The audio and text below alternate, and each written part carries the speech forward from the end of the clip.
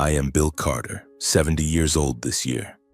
My life has never been glamorous. For the past 40 years, I've worked as a private driver for Tom Bradley, a wealthy tech entrepreneur in New York and my childhood best friend. I drove his Rolls-Royce, taking him to meetings, picking him up from the airport, and sometimes just sitting and listening as he talked about his million-dollar deals. The job wasn't easy, but I never complained. Because I had a reason to live, to breathe, to endure. Ryan, my son. Ryan isn't my biological child. Over 30 years ago, my wife Mary and I adopted him from an orphanage in Brooklyn. He was a scrawny kid with big round eyes, coughing constantly from asthma. His birth parents had abandoned him, leaving behind a sickly child no one wanted. But Mary and I were different. We saw in Ryan a spark, a chance to be parents, to love. We brought him home, cared for him through sleepless nights when he struggled to breathe, and held him when asthma attacks left him trembling. I worked day and night, and Mary took up sewing jobs, all to afford his medicine, hospital bills, and to give Ryan a decent life. We lived in a small apartment in Queens, but I always dreamed of a bigger home for Ryan. I wanted him to have a house, a future, a life where he wouldn't have to worry like we did. Mary and I saved every penny for going vacations and new clothes to set aside money for Ryan's college education. He excelled in school, graduated with an engineering degree, and I was so proud I wanted to shout it to the world. But my greatest joy was when Ryan stood on the graduation stage smiling and called me Dad. In that moment, every hardship, every sacrifice was worth it. Mary passed away 5 years ago from cancer. She left quietly, leaving me with an emptiness I could never fill. I moved into a small apartment attached to Tom's Long Island mansion to make driving him easier and to save money. Every month I sent money to Ryan to help him pay off student loans and support his new life. I didn't want him to struggle, didn't want him to face the hardships I did. But deep down, I knew I was also trying to fill the loneliness since Mary's departure. I'm old now, with white hair and a stooped back. But my heart still beats for Ryan. He's the reason I wake up every morning, the light in my darkest days. I've never told him he was adopted. To me, Ryan is my flesh and blood, my everything, and I've done all I could to give him a better life than mine. 10 years ago, Mary and I decided to buy a house for Ryan. He had just gotten engaged to Emma, a beautiful but sharp-witted girl, and we wanted to give them a solid start. We found a small house in New Jersey, 3 bedrooms with a lush green backyard, perfect for Ryan and Emma to build their family. The house wasn't cheap, and Mary and I had to take out a bank loan, use up all our savings, and even sell our engagement ring. But we didn't regret it. It was a gift for Ryan for his future. Time passed, Ryan and Emma got married and moved into the new house. Mary and I kept working, paying off the bank loan and sending money to support them. Every time I visited, I saw Ryan happy, the house filled with laughter. I thought I had done the right thing, but sometimes I noticed Emma's gaze. She looked at me as if I were just a driver, a hired hand, not Ryan's father. I brushed it off, thinking it was just my imagination. I didn't want to disrupt my son's happiness. One morning, while driving Tom, I felt a sharp pain in my chest. It came on so suddenly that my hands trembled on the steering wheel. I pulled over, gasping for breath, trying to hide it. Tom noticed immediately. "Bill, are you okay? You look pale." I forced a smile, saying I was just tired, but I knew something was wrong. The doctor confirmed I had a heart condition. It wasn't too serious if I rested, but I could no longer drive safely. "Mr. Carter, you need to slow down," the doctor said. "If you don't, you could be in danger." I sat in the clinic, hands covering my face, thinking about the future. I had worked my whole life, sacrificed everything, but now my body was betraying me. I wasn't afraid of dying. I was afraid of not being able to care for Ryan anymore. I told Tom about my condition. He looked at me, his eyes full of concern. "Bill, retire. You've done enough. Let me take care of things." I shook my head. Retiring meant losing my income, losing my ability to support Ryan. But Tom wouldn't take no for an answer. One afternoon, he called me into his office and handed me an envelope. "This is my gift to you," he said. "Company stocks worth $3 million. Don't refuse, Bill. You deserve this." My hands trembled as I held the envelope. $3 million, a sum I had never dared to dream of. I looked at Tom, tears welling up. "Tom, I can't," he cut me off. "You're my friend, Bill. You've been by my side for 40 years. Let me do this for you." I hugged him, unable to speak. It was the first time I'd cried since Mary's death. I didn't tell anyone about the stocks, not even Ryan. I wanted to keep it a secret, to use the money to live comfortably, to enjoy my remaining days. I imagined buying a small house, living near Ryan, helping him care for the grandchild soon to be born. I dreamed of peaceful days where I no longer had to worry or sacrifice, but I didn't know that dream was about to shatter. I never expected that after everything I'd done, Ryan, the son I loved more than life itself, would turn his back on me. That day, I stood in front of the house in New Jersey, the one Mary and I had poured our entire lives into buying for Ryan. I arrived with a small suitcase, a few clothes, and a glimmer of hope. The doctor had told me I needed to rest, that I could no longer drive, and I thought this was my chance to be closer to Ryan. Emma, my daughter-in-law, was about to give birth to their first child. I wanted to help, to hold my grandchild, to feel a bit of family warmth after the lonely years since Mary's passing. I knocked on the door, my heart pounding. Ryan opened it, his smile faint. "Dad, what are you doing here?" His voice lacked the warmth I had hoped for. I took a deep breath, trying to stay calm. "I've retired, Ryan. My health isn't good. I want to stay here for a while to help you and Emma with the baby." I waited for a hug, a word of welcome. But Ryan just looked at me, his brows furrowing. "Wait a moment, let me talk to Emma." He closed the door, leaving me standing on the porch, my suitcase at my feet. The October wind was bitterly cold, cutting through my thin jacket. I heard whispers inside, Emma's sharp voice, Ryan's quieter one, as if he were trying to persuade her. Then the door opened, but it wasn't Ryan. It was Emma, wearing a maternity dress, hands on her hips, her eyes icy. "Dad, Bill, we don't need help," she said bluntly. "The baby will have a professional nanny. You don't need to stay here." I was stunned but forced to smile. "Emma, I don't want to be a burden. I just want to be near family, to help however I can." But Emma cut me off. "Dad, let's be honest. You're a driver, not a nanny. We need you to work, to earn money, to provide financial support. Staying here would just be an extra burden." My chest tightened, not from my heart condition, but from Emma's words. Driver, burden. Those words sliced into me like a knife. I had sacrificed my entire life for Ryan, for this house, and now I was seen as useless, unwanted. I looked past Emma and saw Ryan standing behind her, head bowed, silent. "Ryan," I called, my voice trembling. "What do you think?" He looked up, his eyes avoiding mine. "Emma's right, Dad. You retired too soon. Right now, we need money more than your presence." I turned away, not wanting them to see my tears. I dragged my suitcase and walked down the path to the street. I had no home of my own, nowhere to go, but I'd rather sleep on the street than stay where I was despised. That night, I returned to the small apartment attached to Tom's mansion, lying in bed, staring at the ceiling. The image of Ryan, head bowed, silent, haunted me. He had changed, or perhaps I had never truly understood my son.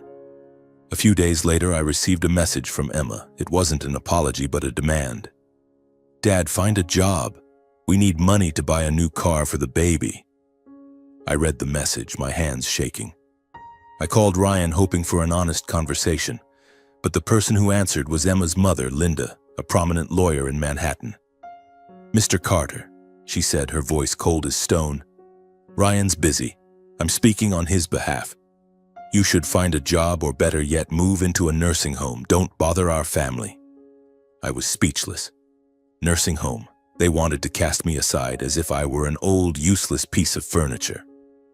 I hung up, my heart aching, not from my condition, but from the harsh truth. My son's family didn't need me. I tried one more time.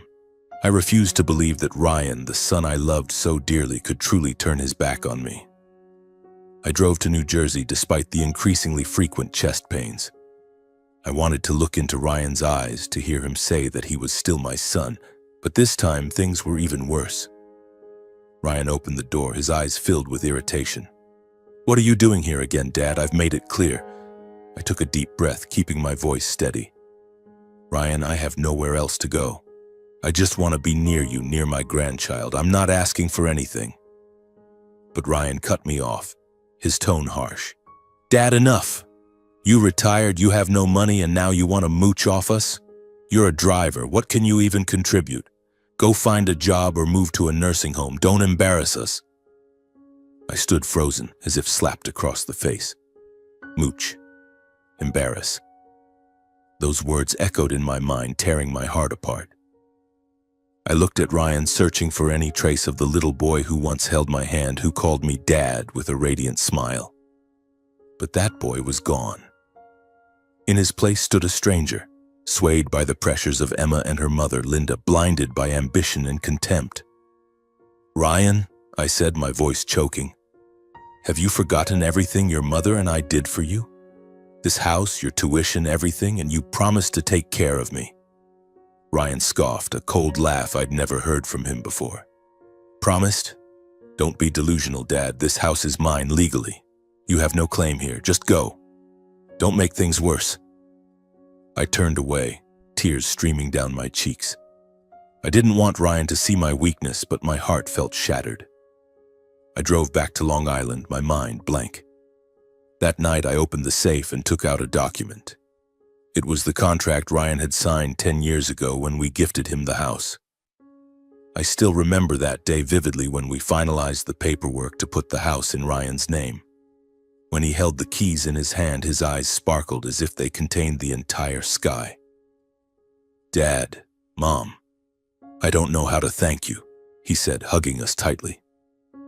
I smiled, patting his shoulder, but a faint unease stirred in my heart. Back then, Ryan was still so young, impulsive, and naive. I feared he might not fully grasp the value of what we had done for him. Mary shared the same concern. She gripped my hand tightly under the table, whispering, "Bill, we have to make sure Ryan doesn't forget what his parents have done for him." I nodded silently. We didn't want him to take our gift for granted, or to forget the years we had sacrificed for him.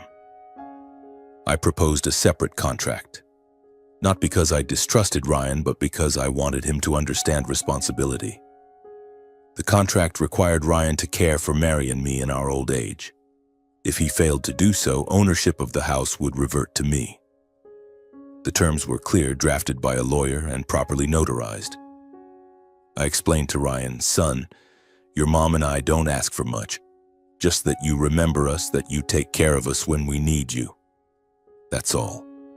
Ryan nodded, signing without hesitation. "Dad, I promise I won't let you down."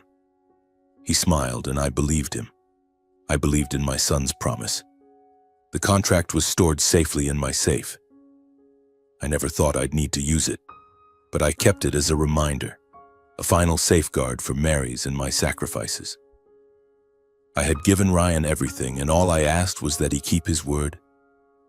The words on the paper were still clear, Ryan's signature still intact, the promise to care for me, the commitment to not be unfilial.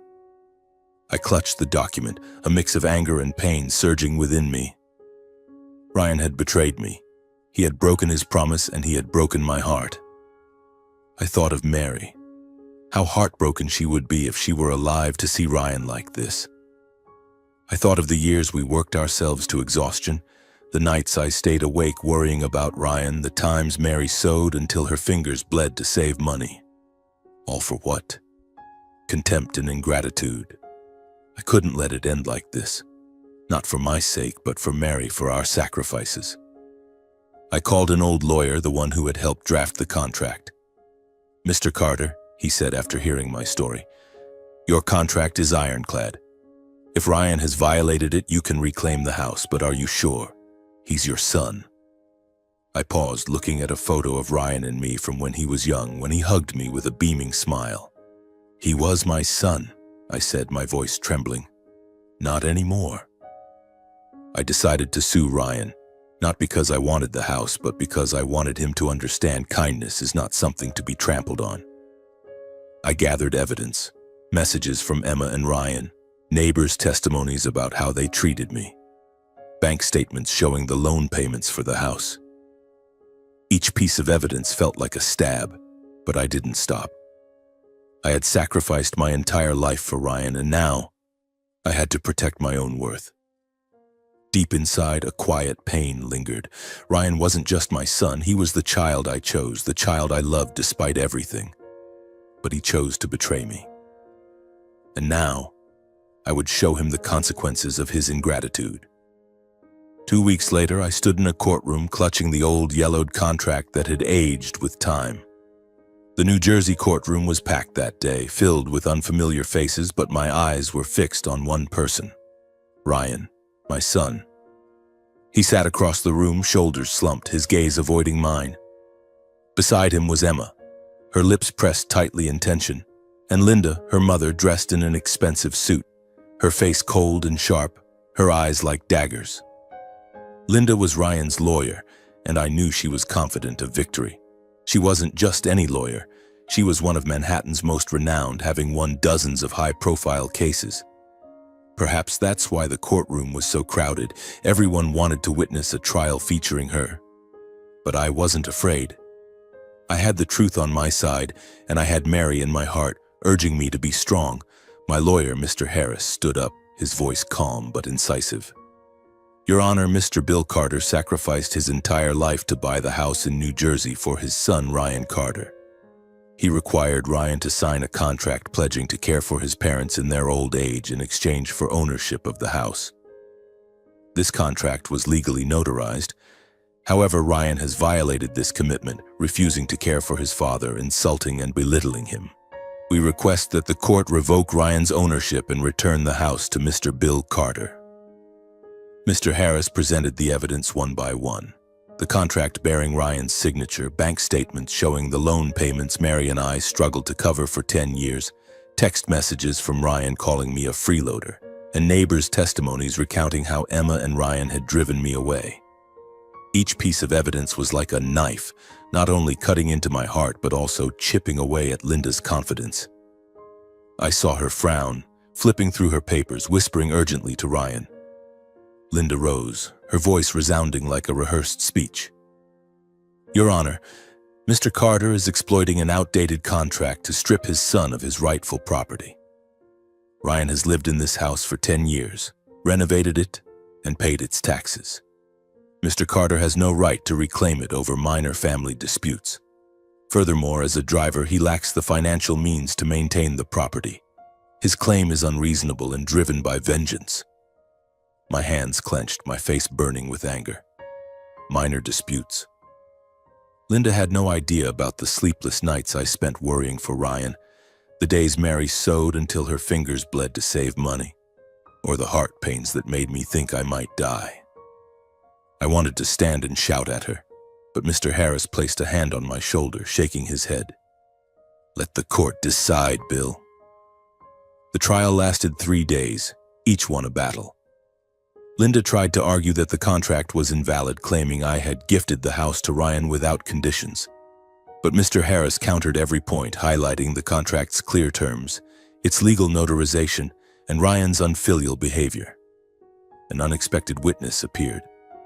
Mrs. Susan, Ryan's neighbor who had seen Emma chase me out of the house. Mr. Bill just wanted to help, she told the court. But Emma and Ryan treated him like a stranger. I heard Ryan call him a failure. It was shameful. I watched Ryan as Mrs. Susan spoke. He stared at the floor, his hands gripping the chair tightly. Emma whispered something to Linda, but Linda shook her head, her eyes beginning to waver. I knew she was realizing she was losing. On the day of the verdict, the judge, an older woman, looked directly at me. Mr. Carter, she said, I see in you a father who sacrificed everything for his son. Your contract is clear and the evidence is compelling. Ryan Carter has violated his commitment to care for his father when he needed it most. The court hereby revokes Ryan Carter's ownership of the house in New Jersey and transfers ownership to Mr. Bill Carter. The gavel struck, shattering the tense silence. I sat there, tears streaming down my cheeks. It wasn't about reclaiming the house, it was about defending my worth, Mary's worth, and the years we lived for Ryan. I glanced at Linda. She stood frozen, her face pale, clutching her briefcase. Ryan buried his face in his hands, his shoulders trembling. Emma gripped his arm, her eyes blazing with anger, as if blaming the world.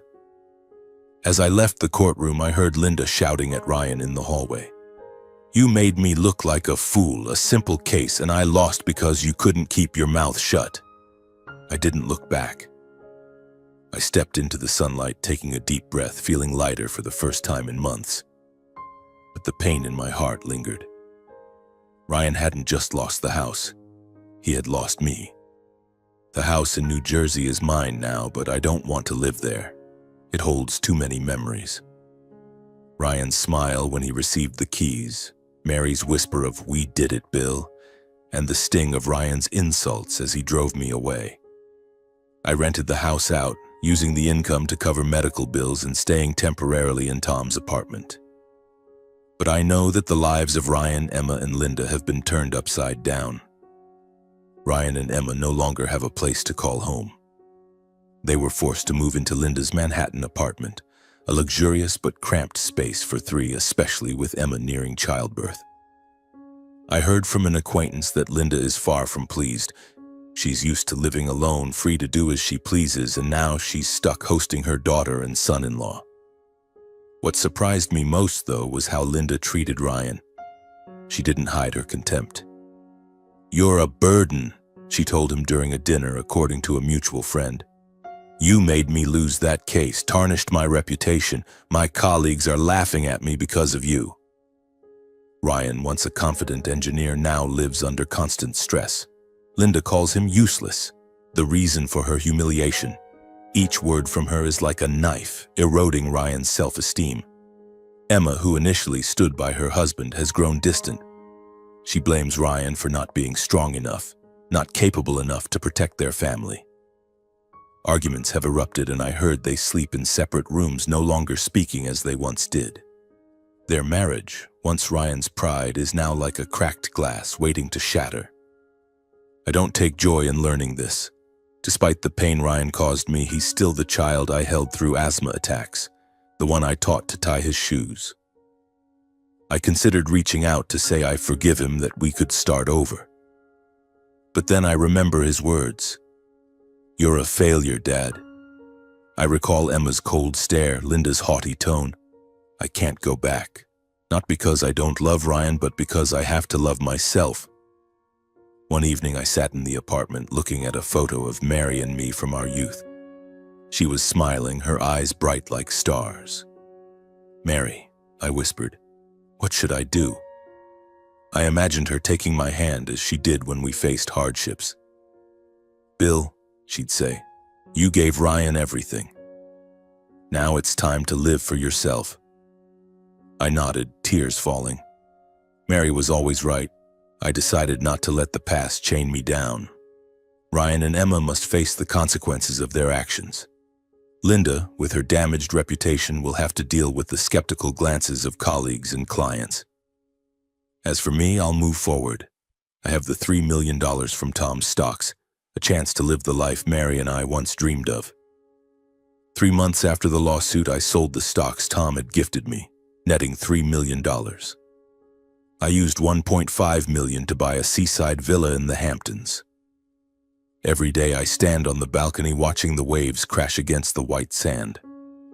My new villa is nestled among green trees, sunlight streaming through the glass windows, illuminating the rooms. It's not ostentatious, but it's enough to give me the peace Mary and I always longed for.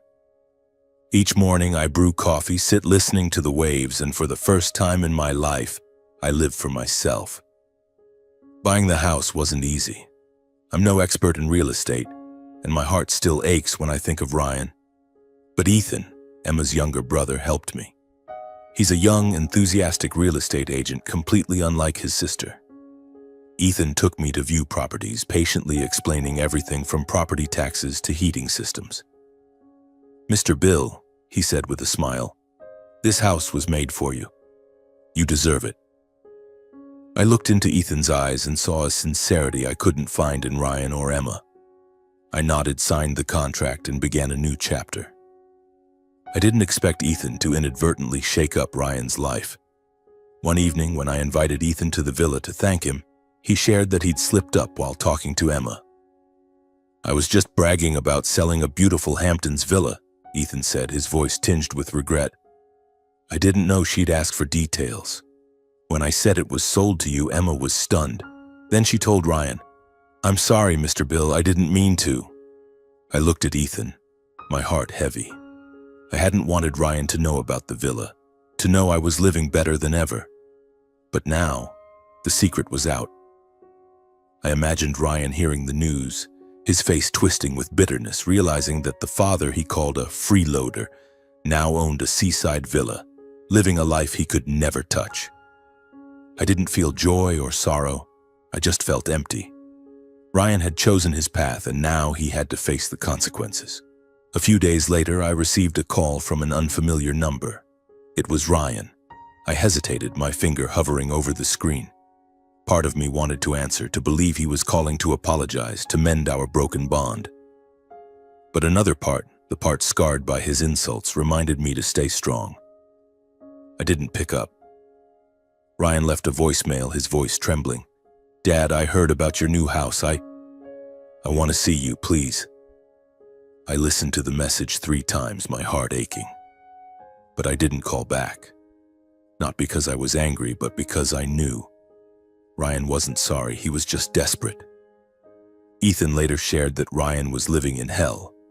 Linda, Emma's mother, relentlessly mocked him, calling him a failure for losing the house, for losing his dignity. Emma, now a mother to their newborn, grew even more distant, blaming Ryan for not being able to provide for their family.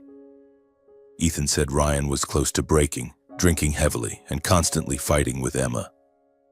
I listened, my heart heavy. I had once dreamed of a happy family for Ryan, but now he was left with only loneliness and regret.